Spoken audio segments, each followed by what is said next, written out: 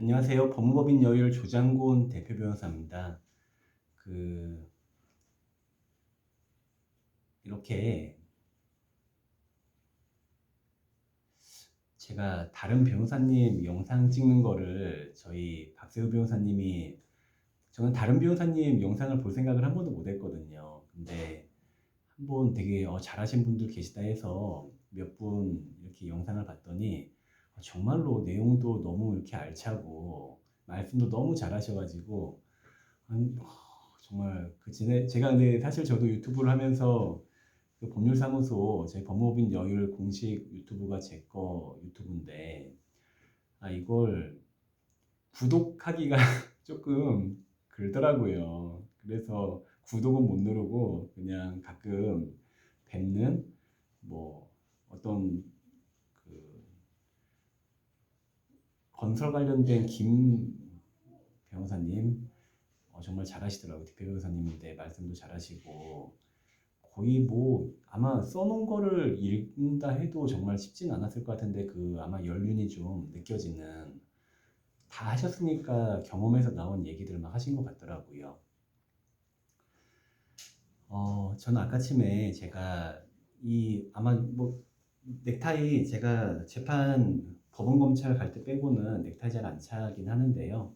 오늘 아까 제가 이제 추석 관련된 얘기를 하면서 특히 이번에 물론 포항뿐만 아니라 다른 뭐 여러 사고 사례가 있었고요. 재난을 당하신 분들 있으시잖아요.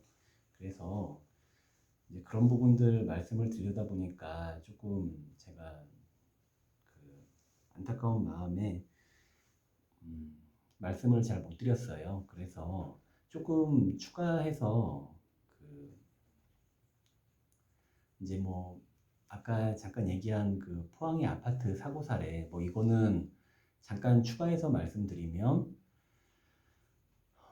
이제 그 관리소에서 그 차 빼라고 얘기할 때 어떤 시점이 있을 거고 입주민들이 그 주차장에 갔을 때 어떤 뭐 바퀴가 뭐 반 정도 차 있었다라고 뭐또 보도가 나오는 것 같던데요. 관리소가 얘기할 때 시점, 그 다음에 그 들어갔을 때 시점 이런 것들이 다 사실관계가 중요하겠죠. 그래서 한편으로는 아니 뭐 그 차량이야 보험회사에서 뭐 자차 보험이나 이런 침수 특약도 있었을 수 있는데 사실은 들어가지 말아라라고 얘기하는 게 마땅한 처사 아니냐라는 시각도 있을 수 있어요. 근데 또 한편으로는 물이 아직 차오르기 전이라면 차를 빨리 빼세요. 나중에 또 원망을 들을 수 있잖아요. 그래서 상반된 시각이 충분히 있을 수 있는 사례인 것 같아요. 그래서 뭐 제가 정확한 사실관계는 뭐 알 수 없으니까요, 아직은. 그래서 일단은 그 포항 사고는 그렇게 이제 정도 법적으로는 생각이 들었고요. 그리고 아까 잠깐 제가 말씀드렸던 이제 뭐 추석 관련된 사실은 그래서 이제 저희 그 팀장님이 저희 사무실 이런 이제 홍보 좀 도와주시는 직원분이 계신데 뭐 어떤 대응 방법 뭐 이런 거를 얘기해 주면 좋겠다라고 하시더라고요. 그래서 사실 대응 방법이라고 할 만한 게 아까 제가 얘기 드린 게 이혼 관련된 뭐 가족 불화, 뭐 돈 문제, 뭐 이런 것들인데요.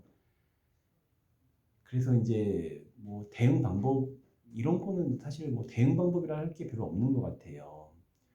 보통은 가족 간에 특히나 이제 돈 문제로 많이 싸우게 되잖아요. 특히나 어느 한쪽이 많이 가져가려고 할 때 이제 상황이 문제가 되죠. 많이 가져가는 상황은 되게 다채롭게 상황이 연출돼요.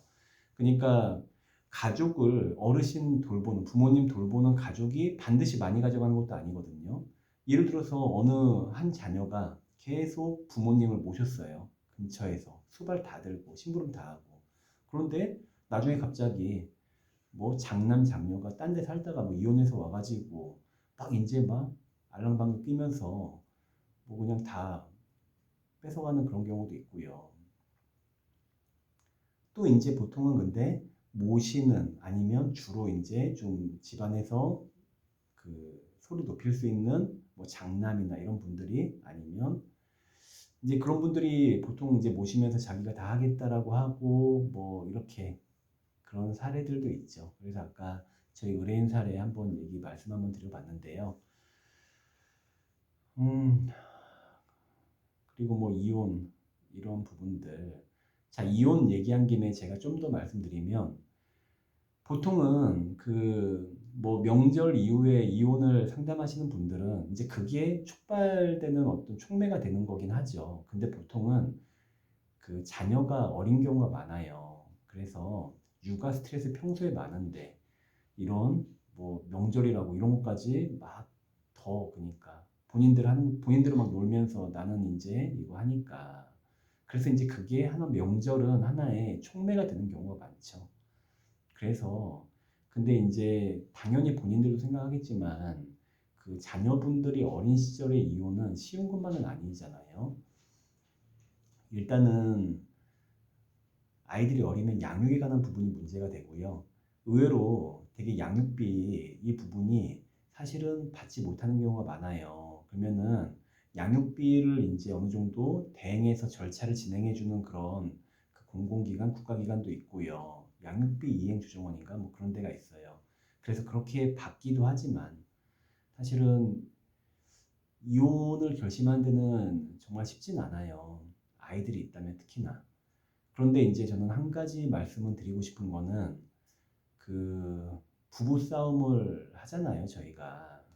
근데 폭력적인 성향이 현격히 드러난 이후에 그때는 그 결단을 내리는 게 필요하다 생각을 해요. 예를 들어서 저희 사례들 들어보면 뭐 남편이 칼을 빼든다거나 칼이나 흉기로 위협을 하거나 아니면 목을 손을 댄다거나 이런 상황이 생기면 그래서 더 이제 사실 한번 그러면 막 이제 그 이후에 용서 빌고 하는데 더 커질 가능성도 있어요. 그래서 어떤 폭력적인 성향이 이제 이 선 이상은 안 된다 싶으면 그때는 정말 진지하게 고민을 하셔야 될 거고요. 그리고 뭐 여러 가지 요새는 이제 좀 어찌 보면 풍조가 많이 변한 것 같아요. 그러니까 이렇게 예전에는 그 이혼 상담을 할 때 뭔가 남자가 여자한테 잘못하는 그런 상황이 많았거든요. 뭐 좀 꼭 물리적인 그런 폭력이 아니더라도 좀 정신적인 학대를 가한다거나 뭐 이런 게 많았는데 요새는 되게 그러니까 여자분들이 이렇게 조금 뭐 부정행위 그러니까 애인들 막 이렇게 그러니까 그런 뭐 서로 간에 그러니까 조금 그 가족 관계, 부부 관계가 다양한 이런 측면이 요새는 있는 것 같아요. 그래서 저희 이제 혼인 이혼을 할 때 우리 유책주의라 해가지고 예전에는 그러니까 뭔가 이혼 상대방, 청구 상대방이 뭔가 잘못을 했을 때 이혼을 하게끔 하는 그게 기본적인 흐름이긴 하지만 이제 판례이긴 하죠. 그래도 어느 정도 혼인이 파탄났다 싶으면 그냥 파탄주의라고 하는데요. 그러면은 서로 이제 그 정도 상황 되면 이혼 자체는 큰 이견이 없는 경우가 많아요. 그래서 이혼 자체는 문제가 아닌데 보통은 이제 그 이제 양육 관련된 그 부분이 조금 쉽진 않아요. 막 어찌 보면은 양육을 내가 하고 싶지만 또 한편으로는 안 하고 싶어 하는 경우도 있고요. 이제 중요한 게 이제 뭐 위자료는 어차피 아주 큰 이런 게 아니라면 소액이고 결국 중요한 거는 재산 분할이라고 할 수 있죠. 재산 분할은 이거는 조금 그 입장에 따라서 달라요. 저희 뭐 법률사무소 하는 입장에서는 재산 분할을 좀 적게 막아야 할 시점, 그 다음에 재산 분할을 좀 받아야 하는 상황, 다 각자를 의뢰하는 분들이 계시고 또 그분들을 대리하게 되니까요. 여러 상황이 있고요. 그래서 너무 그러니까 보통 이혼 소송은 루틴하게 그렇게 돌아가게 되는데 저는 이제 이혼 소송을 하게 되면서 하면서 좀 드는 생각은 이제 변호사들이 어찌 보면 양측의 감정을 악화시켜요.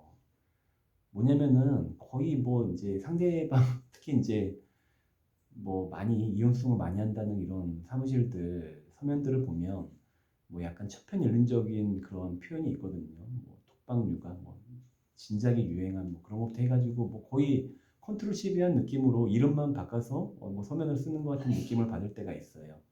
그러면서 이제 상대방을 도발하게 되거든요. 우리 의뢰인들은 저야 변호사야 맨날 보는 서면이니까 그냥 뭐 이렇게 생각해도 그냥 일반인들은 상대방 서면 봤더니 그게 꼭 상대방의 표현이 아닐 수 있는데 변호사의 표현인데 나를 이렇게 공격한다 하면서 감정이 나빠지는 경우가 많아요.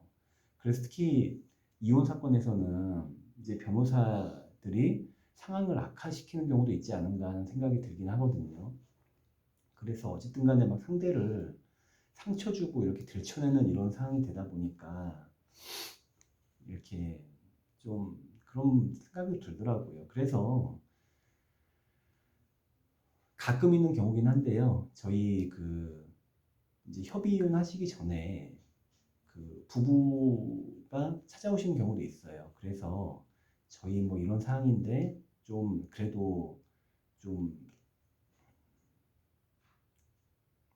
원만하게 이혼하는데 좀 잘 모르니까 얘기해달라는 경우가 가끔 전 2번 정도 있었던 것 같고요. 되게 현명하신 분들이죠.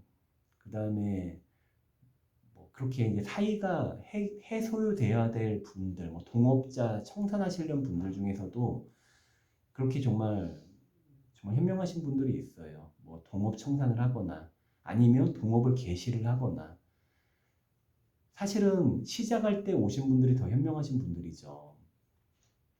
왜냐면 청산을 협의하는 건 정말 쉽지 않거든요. 근데 이제 시작할 때 그 약정, 자 그러면 이제 좀 제가 넘어가니까 텀을 가지고 저희 직원분이 좀 끊어달래요. 자, 이제 이혼 얘기는 여기까지 할게요. 자, 그래서 동업 얘기로 넘어갔으니까 동업 개시할 때 정말 이거 동업 잘못하면 진짜 큰일 나거든요, 나중에. 특히 어떤 동업, 건물 공동 매입해서 거기에 뭐 프랜차이즈 관련된 껴있고 막 이래가지고 실제로 일하는 사람은 다른 사람, 어떤 사람, 제3자기도 하고 일방이기도 하고 뭐 이런 식의 동업이 부동산 껴있는 동업이 상당히 나중에 문제가 될 때 많아요. 그 다음에 뭐 시행을 공동으로 하기도 하고요.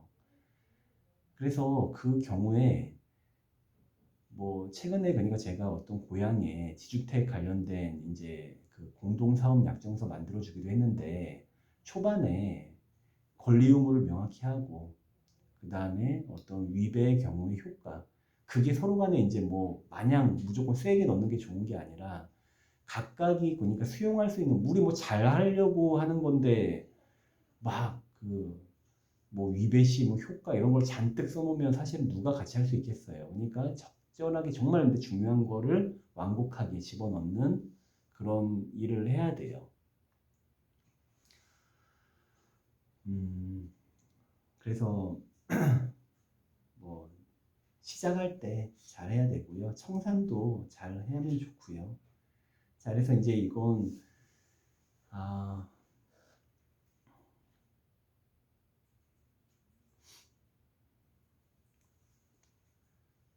자 그러면 저희 그 가족들 사이에서 이제 유언 공증 얘기를 했으니까 저희 뭐 그 유언 관련된 그런 방식에 대해서 잠깐 얘기 한번 짧게 해드릴게요. 가장 심플하게 좋은 건 공증하는 게 제일 좋아요. 그리고 이제 경우에 따라서 동영상 그런 어떤 녹음을 할 때도 있어요. 근데 이제 동영상으로 녹음할 때도 어떤 그 녹음의 일시, 그 다음에 참여자, 이제 이런 게 민법에 규정이 있거든요. 그리고 또 하나 유의해야 될 거는 검인을 받아야 돼요. 법원에. 검인이란 건 뭐냐면 이 녹음 장비를 그 자체에다가 뭐 딱지를 붙여요, 나중에. 그래서 이걸로 보니까 녹음돼 있다. 동영상도 마찬가지예요. 그래서 그런 부분에 법원의 검인이 필요해서 가끔가다 이제 문의 주시는 분들 중에 그런 분들 계세요. 뭐 이거를 저쪽 누구 모르게 좀 하고 싶은데 근데 그러지 않아요. 그런 용도로는 결국은 쓸 수가 없고 상대방한테 알려지게 돼 있어요. 왜냐면 이제 자 그래서 뭐 자필로 할 때도 자 이제 그런 부분들 요건과 어떤 방식에 대해서는 법의 규정이 있고요. 아마 뭐 유언의 방식 이런 거 치면 많은 블로그하고 그런 유튜브도 있을 수 있으니까요. 그런 부분 한번 참고하시면 되겠고요.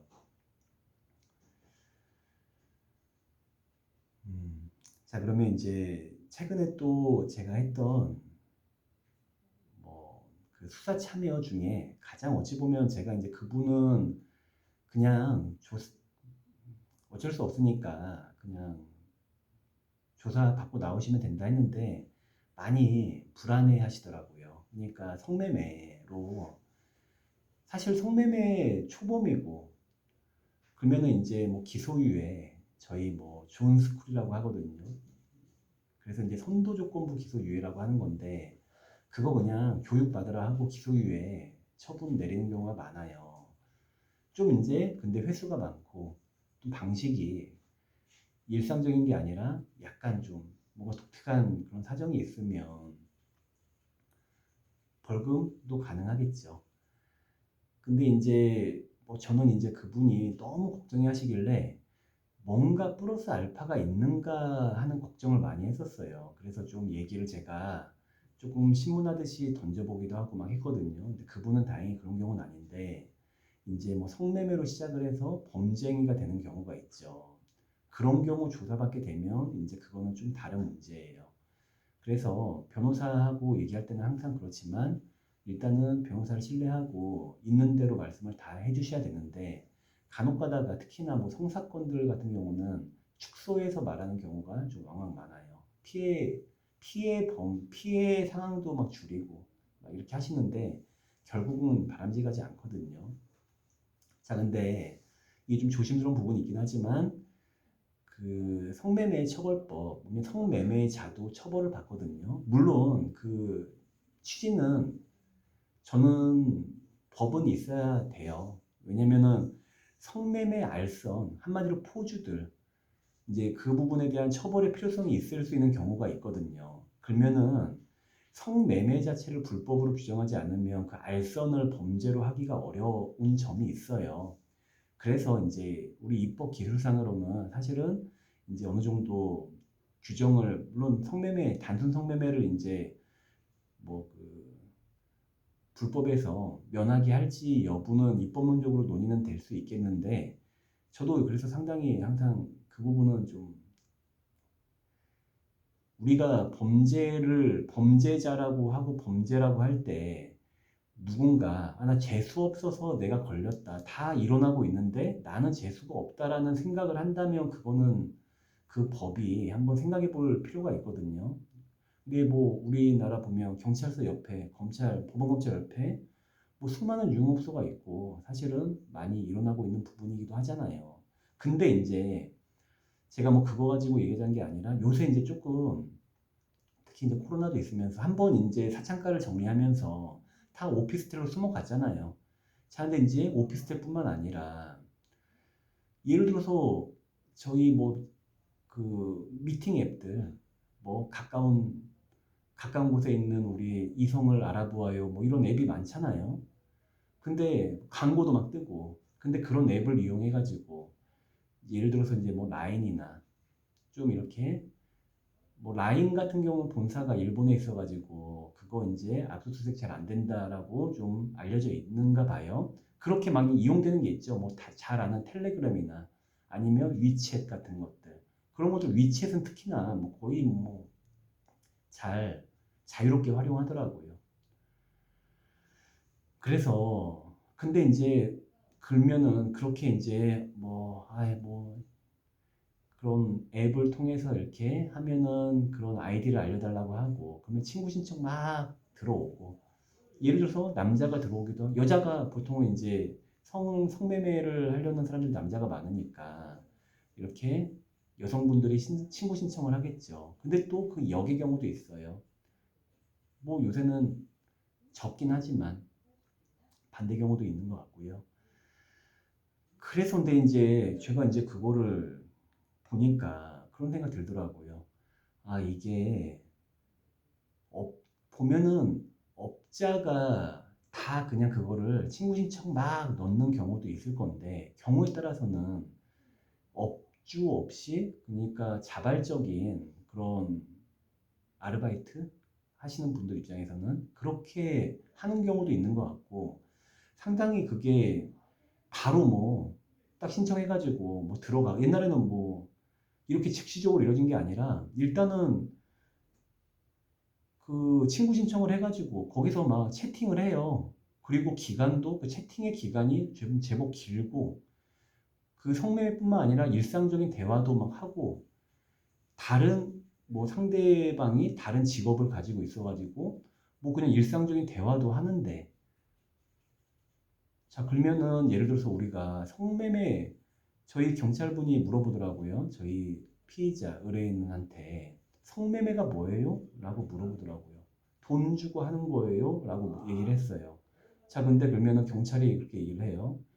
우리 난 와이프한테 내가 생활비 주고 나도 성행위를 하는데 그러면 그것도 성매매요? 라고 하더라고요. 자, 그러니까 저희 막 조금 그 경찰분이 그 상황을 좀 너무 즐기시는 거 아닌가라는 생각을 하기도 했는데 자, 근데 우리가 맞죠? 돈을 주고 성행위를 하면 그게 성매매라고 하지만 우리 돈을 사실은 예를 들어서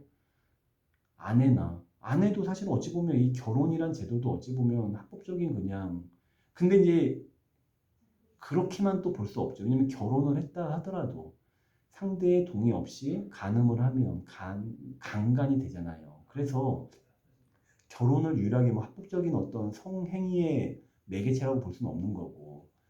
자, 그러면은 되게 애매해져요. 내가 애인인데 애인이 있어요. 자, 그러면은 스폰이라고 해볼까요? 그러면 뭐 등록금을 주면서 관계를 맺어요. 자, 근데 나는 사랑하는 사이예요. 그러면 이게 성매매예요?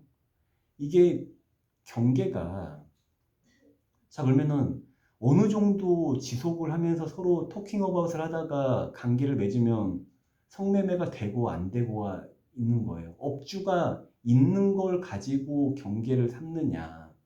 업주가 있으면 그거는 성매매일 가능성도 높겠죠. 근데 또 거기서도 그 상황, 이루어진 상황이 또 약간씩 다를 수 있거든요. 그래서 제가 이제 그 사건들 많이 가진 않아요. 뭐 단순 성매매로 변호사가 뭐 가는 경우가 얼마나 있겠어요. 상담은 많이 하죠. 그런데 조금 이제 그런 사건들 이번에 이제 제가 토요일 날 갔는데요. 보면서 약간 아 이거 약간 그 저희 의뢰인하고 상대 여성분의 대화를 막 봤는데 이제 처음에 이제 채팅한 시점부터 나중에 그 행위가 이루어진 시점까지 상당히 길었어요. 그 사이에 자기들 무슨 일 하고 뭐 이제 이런 그래서 만나는 것 자체는 처음 만나던 때 돈을 받고 성행위가 이루어졌으니까 그게 성매매라고 좀 볼 수는 있겠는데요. 아, 이게 대화가 너무 보니까 일시가 긴 일시에 좀 다정한 대화가 서로 이렇게 있더라고요.